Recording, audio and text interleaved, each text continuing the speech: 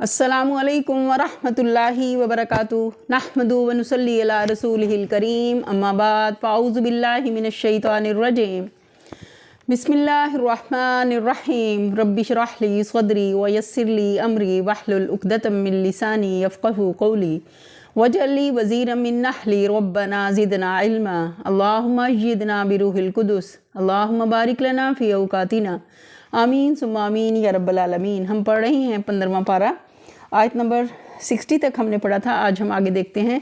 आऊज़ु बिल्लाहि मिनश शैतानिर रजीम बिस्मिल्लाहिर रहमानिर रहीम व इज़ क़ुलना लिल मलाइकति इसजुदू लिआदम फसजदू इल्ला इब्लीस क़ाल अस्जुदु लिमन ख़लक़त तीना। और याद करो जबकि हमने मलाइका से कहा कि आदम को सजदा करो तो सब ने सजदा किया मगर इब्लीस ने ना किया। उसने कहा क्या मैं उसको सजदा करूं जिसे तूने मिट्टी से बनाया। इस सिलसिले कलाम में ये किस्सा दरअसल ये बात ज़हन नशीं करने के लिए बयान किया जा रहा है कि अल्लाह के मुकाबले में इन काफरों का ये तमर्रुद और तंबीहात से उनकी ये बेइतनाई और कजरवी पर उनका ये इसरार ठीक ठीक उस शैतान की पैरवी है जो अज़ल से इंसान का दुश्मन है। और इस रविश को इख्तियार करके हकीकत ये लोग उस जाल में फंस रहे हैं जिसमें औलाद आदम को फांस कर तबाह कर देने के लिए शैतान ने आगाज़ तारीख़ इंसानी में चैलेंज किया था।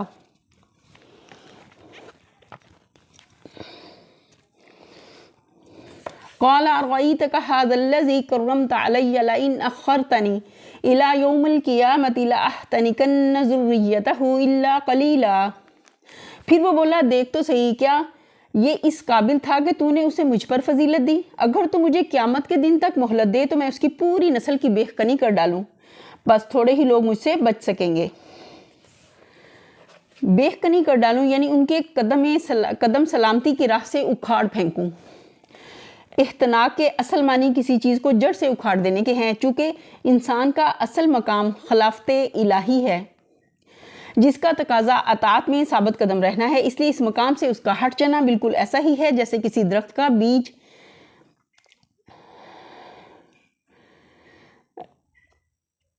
का बीज दुबन से उखाड़ फेंका जाता है। क़ाल अज़हब फ़मन तबिअक मिनहुम फ़इन्न जहन्नम जज़ाउकुम जज़ाअम मग़फ़ूरा। अल्लाह ताला ने फरमाया अच्छा तो जा, इनमें से जो भी तेरी पैरवी करें तुझ समेत उन सब के लिए जहन्नम भरपूर जजा है। वस्तफ़ज़िज़ मन इस्तताअत मिनहुम बिसौतिका व अजलिब अलैहिम बिख़ैलिका व रजिलिका व शारिकहुम फ़िल अम्वालि वल औलादि व अइदहुम व मा यइदुहुमुश शैतानु इल्ला ग़रूरा। तो जिसको अपनी दावत से फिसला सकता है फिसला ले, इन पर अपने सवार और प्यादे चढ़ा ला, माल और औलाद में उनके साथ साझा लगा और इनको वादों के जाल में फांस, और शैतान के वादे एक धोखे के सिवा कुछ भी नहीं।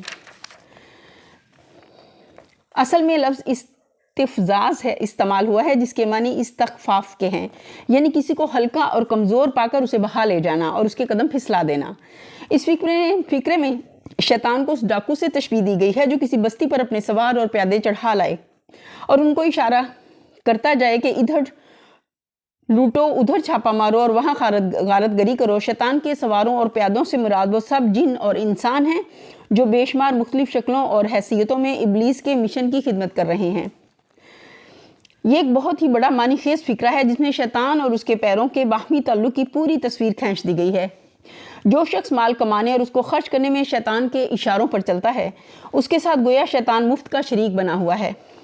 मेहनत में उसका कोई हिस्सा नहीं, जुर्म और गुनाह और गलतगारी के बुरे नताज में वो हिस्सेदार नहीं, मगर उसके इशारों पर ये बेवकूफ़ इस तरह चल रहे हैं जैसे उसके कारोबार में वो बराबर का शरीक बल्कि शरीक गालिब है। इसी तरह औलाद तो आदमी की अपनी होती है और उसे पालने पोसने में सारे पापड़ आदमी खुद बेलता है, मगर शैतान के इशारों पर वो इस औलाद को गुमराही और बदअखलाकी की तरबियत इस तरह देता है गोया इस औलाद का तन्हा वही बाप नहीं बल्कि शैतान भी बाप होने में उसका शरीक है। यानी उनको गलत उम्मीदें दिलाकर, उनको झूठी तवक्कुआत के चक्कर में डालकर उनको सबज़बाग दिखा।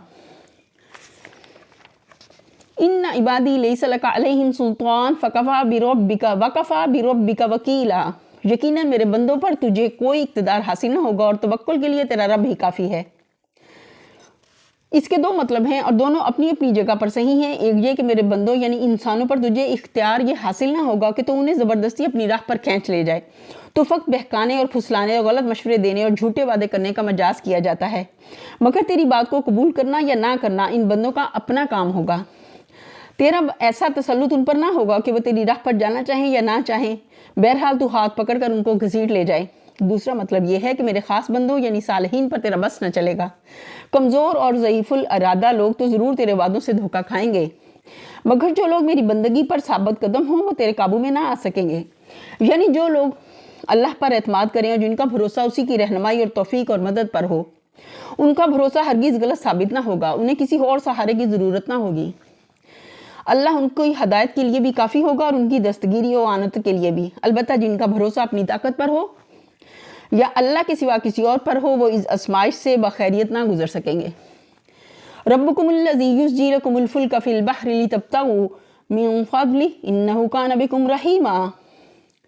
تمہارا حقیقی رب تو وہ ہے جو سمندر میں تمہاری کشتی چلاتا ہے تاکہ تم اس کا فضل تلاش کرو، حقیقت یہ ہے کہ تمہارے حال پر نہایت مہربان ہے۔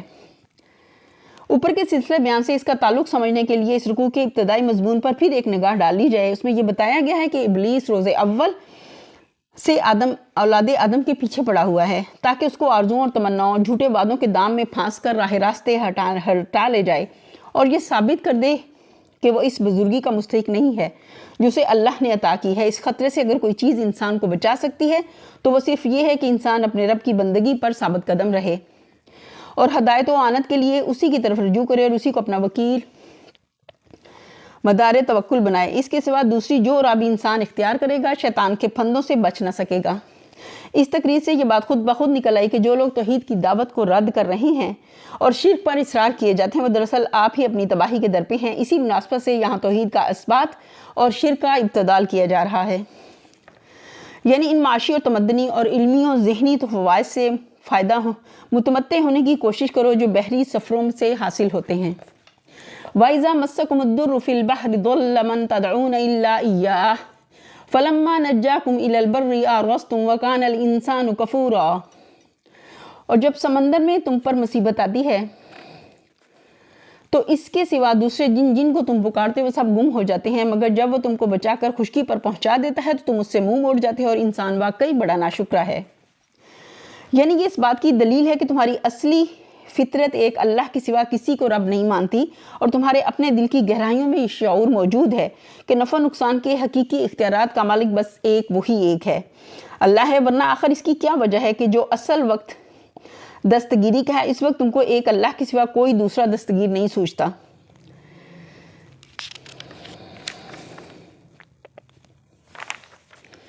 أَفَأَمِنْتُمْ أَنْ يَخْسِفَ بِكُمْ جَانِبَ الْبَرِّ أَوْ يُرْسِلَ عَلَيْكُمْ حَاسِبًا ثُمَّ لَا تَجِدُوا لَكُمْ وَكِيلًا۔ اچھا تو کیا اس بات سے بالکل بے خوف ہو کہ اللہ کبھی خشکی پر ہی تم کو زمین میں دھسا دے یا تم پر پتھراؤ کرنے والی آندھی بھیج دے اور تم اس سے بچانے والا کوئی حمایتی نہ پاؤ؟ ام امنتم ان یعیدکم فیہ تارۃ اخری فیرسل علیکم قاصفا من الریح فیغرقکم بما کفرتم ثم لا تجدوا لکم علینا بہ تبیعا۔ اور کیا تمہیں اس کا کوئی اندیشہ نہیں کہ اللہ پھر کسی وقت سمندر میں تم کو لے جائے اور تمہاری ناشکری کے بدلے تم پر سخت طوفانی ہوا بھیج کر تمہیں غرق کر دے اور تم کو ایسا کوئی نہ ملے جو اس سے تمہارے اس انجام کی پوچھ گچھ کر سکے۔ وَلَقَدْ كَرَّمْنَا بَنِي آدَمَ وَحَمَلْنَاهُمْ فِي الْبَرِّ وَالْبَحْرِ وَرَزَقْنَاهُمْ مِنَ الطَّيِّبَاتِ وَفَضَّلْنَاهُمْ عَلَى كَثِيرٍ مِّمَّنْ خَلَقْنَا تَفْضِيلًا۔ یہ تو ہماری عنایت ہے کہ ہم نے بنی آدم کو بزرگی دی اور انہیں خشکی و تری میں سواریاں عطا کی اور ان کو پاکیزہ چیزوں سے رزق دیا اور اپنی بہت سی مخلوقات پر نمایاں فوقیت بخشی۔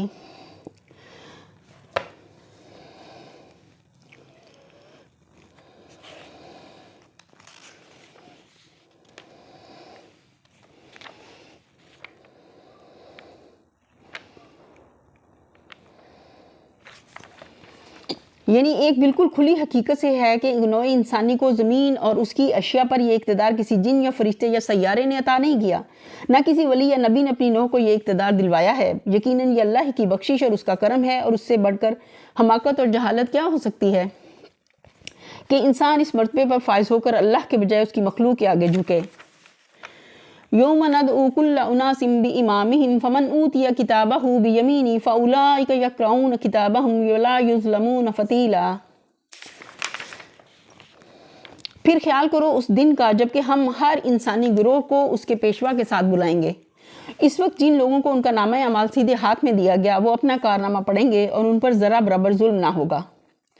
یہ بات قرآن مجید میں متعدد مقامات پر بیان کی گئی ہے کہ قیامت کے روز نیک لوگوں کو ان کا نامہ اعمال سیدھے ہاتھ میں دیا جائے گا اور وہ خوشی خوشی اسے دیکھیں گے، بلکہ دوسروں کو بھی دکھائیں گے۔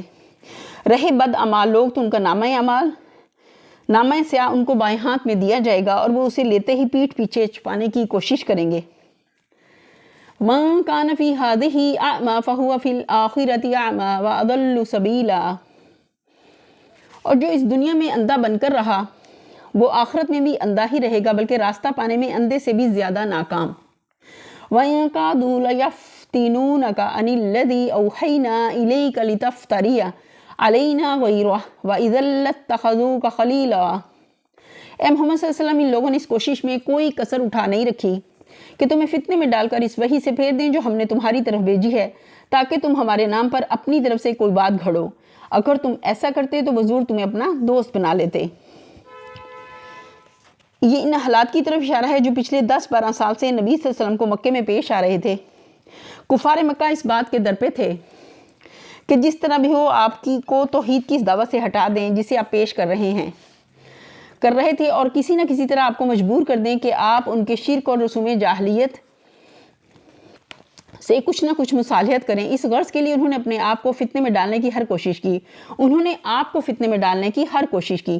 فریب بھی دیے، لالچ بھی دیے، دھمکیاں بھی دیں، جھوٹے پروپگنڈے کا طوفان بھی اٹھایا، ظلم و ستم بھی کیا، معاشی دباؤ بھی ڈالا، معاشرتی مقاطعہ بھی کیا، اور وہ سب کچھ کر ڈالا جو کسی انسان کے عزم کو شکست دینے کے لیے کیا جا سکتا تھا۔ وَلَوْلَا أَن ثَبَّتْنَاكَ لَقَدْ كِدتَّ تَرْكَنُ إِلَيْهِمْ شَيْئًا قَلِيلًا۔ اور بعید نہ تھا کہ اگر ہم تمہیں مضبوط نہ رکھے تو ان کی طرف کچھ نہ کچھ جھک جاتے۔ إِذًا لَأَذَقْنَاكَ ضِعْفَ الْحَيَاةِ وَضِعْفَ الْمَمَاتِ ثُمَّ لَا تَجِدُ لَكَ عَلَيْنَا نَصِيرًا۔ لیکن اگر تم ایسا کرتے تو ہم تمہیں دنیا میں بھی دوہرے عذاب کا مزہ چکھاتے اور آخرت میں بھی دوہرے عذاب کا، پھر ہمارے مقابلے میں تم کوئی مددگار نہ پاتے۔ اللہ تعالیٰ اس ساری رویداد پر تبصرہ کرتے ہوئے 2 باتیں ارشاد فرماتا ہے۔ ایک یہ کہ اگر تم حق کو حق جان لینے کے بعد باطل سے کوئی سمجھوتا کر لیتے تو یہ بگڑی ہوئی قوم تو ضرور تم سے خوش ہو جاتی، مگر اللہ کا غضب تم پر بھڑک اٹھتا اور تمہیں دنیا اور آخرت دونوں میں دوہری سزا دی جاتی۔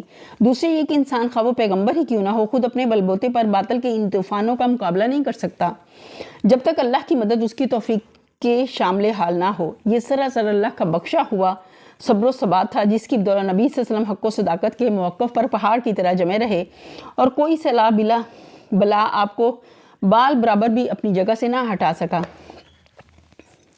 وَإِن كَادُوا لَيَسْتَفِزُّونَكَ مِنَ الْأَرْضِ لِيُخْرِجُوكَ مِنْهَا وَإِذًا لَا يَلْبَثُونَ خِلَافَكَ إِلَّا قَلِيلًا۔ اور یہ لوگ اس بات پر بھی تلے رہے ہیں کہ تمہارے قدم اس سرزمین سے اکھاڑ دیں اور تمہیں یہاں سے نکال باہر کریں، لیکن اگر یہ ایسا کریں گے تو تمہارے بعد یہ خود یہاں کچھ زیادہ دیر نہ ٹھہر سکیں گے۔ یہ صریح پیش گوئی ہے جو اس وقت تو صرف ایک دھمکی نظر آتی تھی، مگر 10-11 سال کے اندر ہی حرف بحرف سچی ثابت ہوئی۔ اس صورت کے نزول پر 1 ہی سال گزرا تھا کہ کفار مکہ نے نبی صلی اللہ علیہ وسلم کو وطن سے نکل جانے پر مجبور کر دیا، اور اس پر 8 سال سے زیادہ نہ گزرے تھے کہ آپ فاتح کی حیثیت سے مکہ معظمہ میں داخل ہوئے، اور پھر 2 سال کے اندر سرزمین ارض مشرکین کے وجود سے پاک کر دی گئی۔ پھر جو بھی اس ملک میں رہا مسلمان بن کر رہا، مشرک بن کر وہاں نہ ٹھہر سکا۔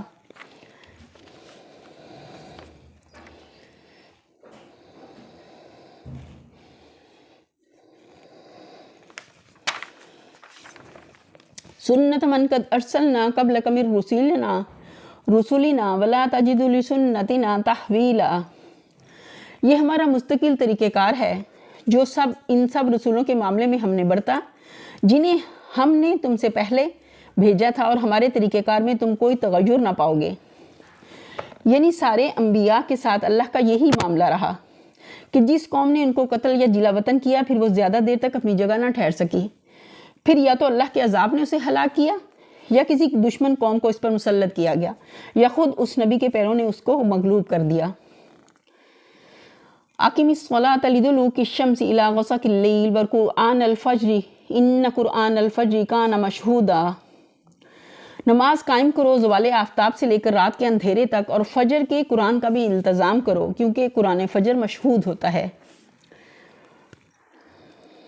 مشکلات و مصائب کے اس طوفان کا ذکر کرنے کے بعد فوراً ہی نماز قائم کرنے کا حکم دے کر اللہ تعالیٰ نے یہ لطیف اشارہ بھی فرما دیا کہ وہ ثابت قدمی جو ان حالات میں ایک مومن کو درکار ہے اسے اقامت صلاۃ سے حاصل ہوتی ہے۔ زوال آفتاب ہم نے دلوک الشمس کا ترجمہ کیا ہے، اگرچہ بعض صحابہ و تابعین نے دلوک سے مراد غروب بھی لیا ہے، لیکن اکثریت کی رائے یہی ہے کہ اس سے مراد آفتاب کا نصف النہار ڈھل جانا ہے۔ حضرت عمر، ابن عمر، انس بن مالک، حسن بصری، شعبی، عطا، مجاہد اور ایک روایت کی روح سے ابن عباس بھی اسی کے قائل ہیں۔ امام محمد باقر اور امام جعفر صادق سے بھی یہی قول مروی ہے، بلکہ بعض احادیث میں خود نبی صلی اللہ علیہ وسلم سے بھی دلوک الشمس کی یہی تشریح منقول ہے۔ غسق اللیل بعض کے نزدیک رات کا پوری طرح تاریک ہو جانا ہے، اور بعض نے اس سے نصف شب مراد لیتے ہیں۔ اگر پہلا قول تسلیم کیا جائے تو اس سے عشاء کا اول وقت مراد ہوگا، اور اگر دوسرا قول صحیح مانا جائے تو پھر یہ اشارہ عشاء کے آخر وقت کی طرف ہے۔ فجر کے لغوی معنی ہے پو پھٹنا، یعنی وہ وقت جب اول سپیدہ صبح رات کی تاریکی کو پھاڑ کر نمودار ہوتا ہے۔ فجر کے قرآن سے مراد فجر کی نماز ہے۔ قرآن مجید میں نماز کے لیے کہیں تو صلاۃ کا لفظ استعمال ہوا ہے، اور کہیں اس کے مختلف اجزاء میں سے کسی جز کا نام لے کر پوری نماز مراد لی گئی ہے، مثلا تسبیح، حمد، ذکر، قیام، رکوع، سجود وغیرہ۔ اسی طرح یہاں فجر کے وقت قرآن پڑھنے کا مطلب محض قرآن پڑھنا نہیں بلکہ نماز میں قرآن پڑھنا ہے۔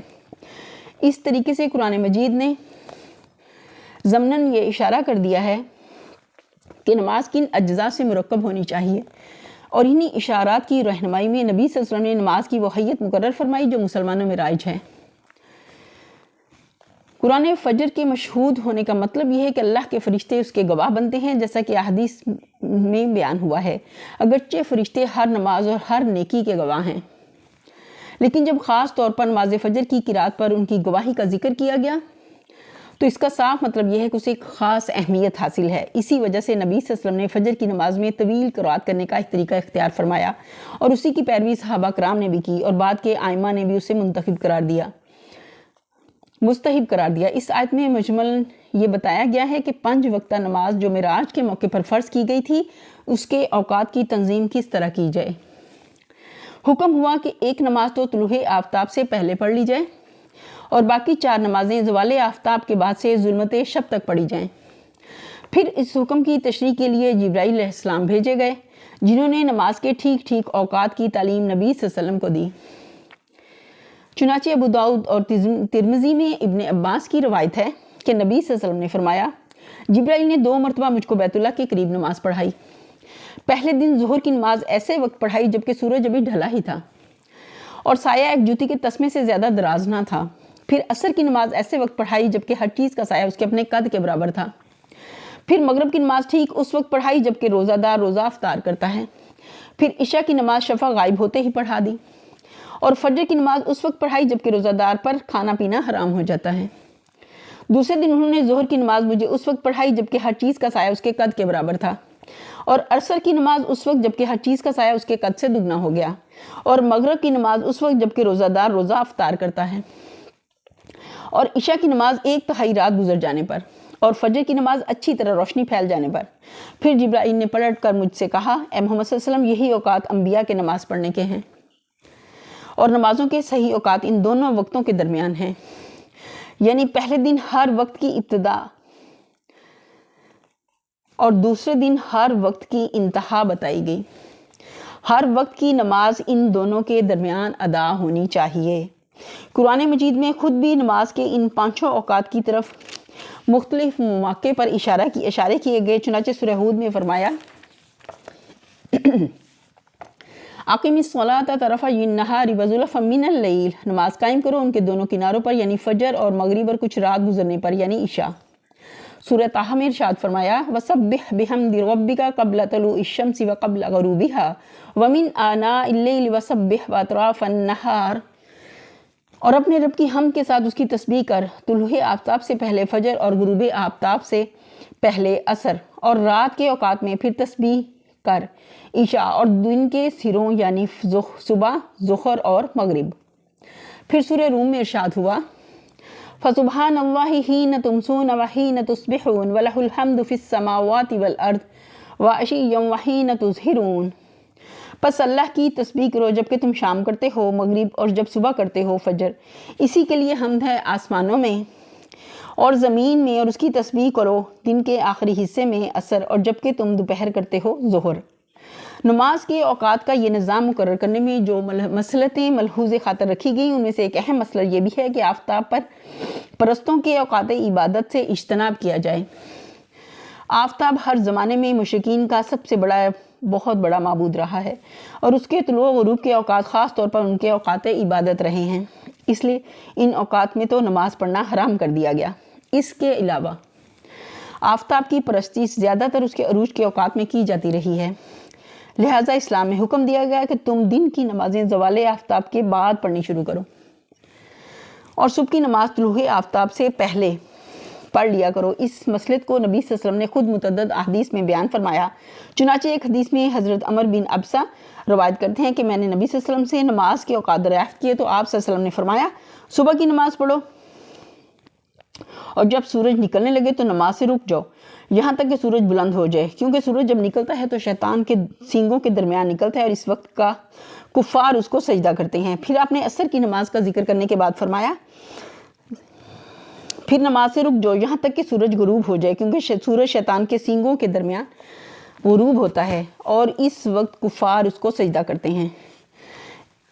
इस हदीस में सूरज का शैतान के सींगों के दरमियान तुलू व गुरूब होना एक इस्तारा है, ये तसव्वुर दिलाने के लिए कि शैतान उसके निकलने और डूबने के औकात को लोगों के लिए एक फितने अजीम बना देता है। गोया जब लोग उसको निकलते और डूबते देखकर सजदारेज़ होते हैं तो ऐसा महसूस होता है कि शैतान उसे अपने सर पर लिए हुए आया और सर ही पर लिए जा रहा है। इस इस्तारे की गिरा हुज़ूर सल्लल्लाहु अलैहि वसल्लम ने खुद अपने इस फ़िक्रे में खोल दी है कि इस वक्त कुफ़ार उसको सजदा करते हैं।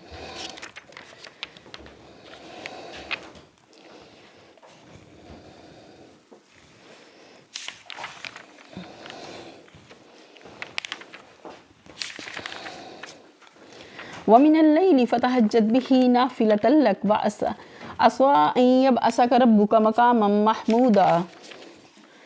रात को तहज्जुद पढ़ो, ये तुम्हारे लिए नफल है, बाइद नहीं कि तुम्हारा रब तुम्हें मकाम महमूद पर फाइज कर दे। तहज्जुद के मानी है नींद तोड़कर उठने, बस रात के वक्त तहज्जुद करने का मतलब है कि रात का एक हिस्सा सोने के बाद फिर उठकर नमाज पढ़ी जाए। नफल के मानी है फ़र्ज से ज़ायद। इससे खुद ब खुद ये इशारा निकल आया कि वो 5 नमाजें जिनके औकात का निज़ाम पहली आयत में बयान किया गया फ़र्ज़ हैं और ये छठी नमाज फ़र्ज से ज़ायद है, यानी दुनिया और आखिरत में तुमको ऐसे मर्तबे पर पहुंचा दे जहां तुम महमूद खलाइक होकर रहो, हर तरफ से तुम पर मदद सताइश की बारिश हो और तुम्हारी हस्ती काबिल तारीफ़ हस्ती बनकर रहे। आज तुम्हारे मुखालफिन तुम्हारी तवाज़े गालियों और मलामतों से कर रहे हैं और मुल्क भर में तुमको बदनाम करने के लिए उन्होंने झूठे इल्ज़ामात का एक तूफ़ान बर्पा कर रखा है, मगर वो वक्त दूर नहीं है जबकि दुनिया तुम्हारी तारीफ़ों से गूंज उठेगी और आखिरत में भी तुम सारी खल्क़े ममदूह होकर रहोगे। क़यामत के रोज़ नबी सल्लल्लाहु अलैहि वसल्लम का मुकाम शफ़ाअत पर खड़े होना भी इसी मर्तबा महमूदियत का एक हिस्सा है। वक़ुर रब्बी अदखिलनी मुदखला सिद्क़िन व अख़रिजनी मुख़रज सिद्क़िन वजअलनी मिन लदुनका सुल्तानन नसीरा। और दुआ करो परवरदिगार मुझको जहाँ भी तू ले जा सच्चाई के साथ ले जा और जहाँ से भी निकाल सच्चाई के साथ निकाल और अपनी तरफ से एक इक़्तिदार को मेरा मददगार बना दे। इस दुआ से की तलकीन से साफ मालूम होता है कि हिजरत का वक्त अब बिल्कुल करीब आ लगा था, इसलिए फरमाया कि तुम्हारी दुआ ये होनी चाहिए कि सदाकत का दामन किसी हाल में तुमसे ना छूटे। जहाँ से भी निकलो सदाकत की खातिर निकलो और जहाँ भी जाओ सदाकत के साथ जाओ।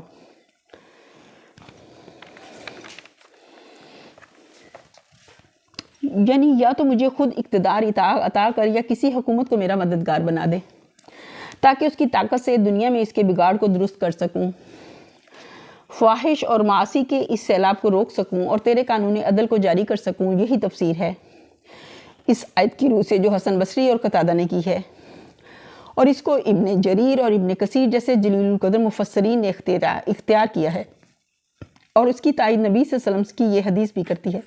یعنی اللہ تعالیٰ حکومت کی طاقت سے ان چیزوں کا سدے باب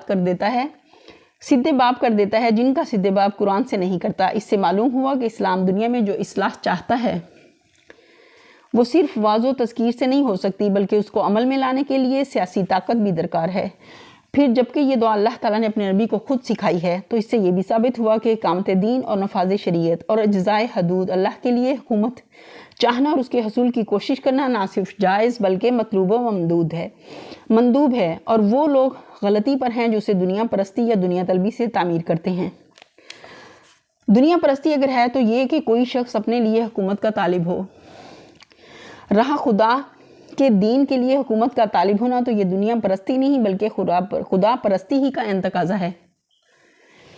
اگر جہاد کے لیے تلوار کا طالب ہونا گناہ نہیں ہے تو احکام شریعت کے لیے سیاسی اقتدار کا طالب ہونا آخر کیسے گناہ ہو سکتا ہے؟